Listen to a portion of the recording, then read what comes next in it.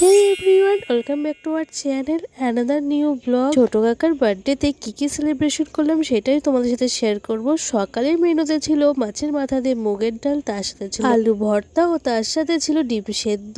সকালের জল খাবার সেরে আমরা সবাই তো রান্নার জন্য প্রস্তুতি নিচ্ছিলাম। এখানে বিরিয়ানির জন্য পরপর লেয়ার দেওয়া হচ্ছিল, সেটা তোমরা দেখে নিলে। আর আমি স্নান করে ফ্রেশ হয়ে চলে আসলাম। আবার জন্মদিনের মতন কাকার জন্মদিনেও আমারই দায়িত্ব ছিল খাবারের থালা সাজানোর। দেখতেই পাচ্ছ কত সুন্দর করে খাবারের থালা সাজিয়ে দিয়েছিলাম। এই মেনুতে ছিল 5 রকম ভাজা, বিরিয়ানি, মাছের মাথা দিয়ে মুগের ডাল, পমফ্রেট মাছের ঝাল, চিকেন চাপ, চাটনি, পাঁপড়, মিষ্টি, দই, আইসক্রিম, পায়েস, কোল্ড ড্রিঙ্কস।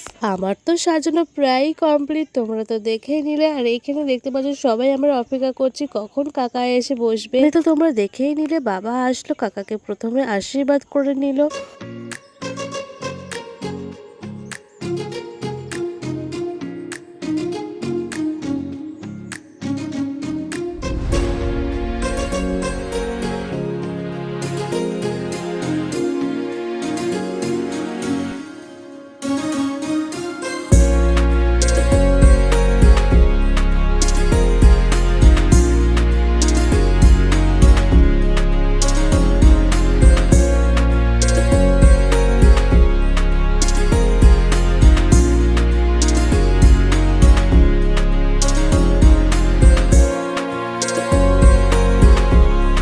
এরপর আমিও খেতে বসে পড়লাম। এখানে দেখে নিলে ভাজা নিয়েছি, শাক নিয়েছি, তার সাথে নিয়েছি পমফ্রেট মাছের ঝাল।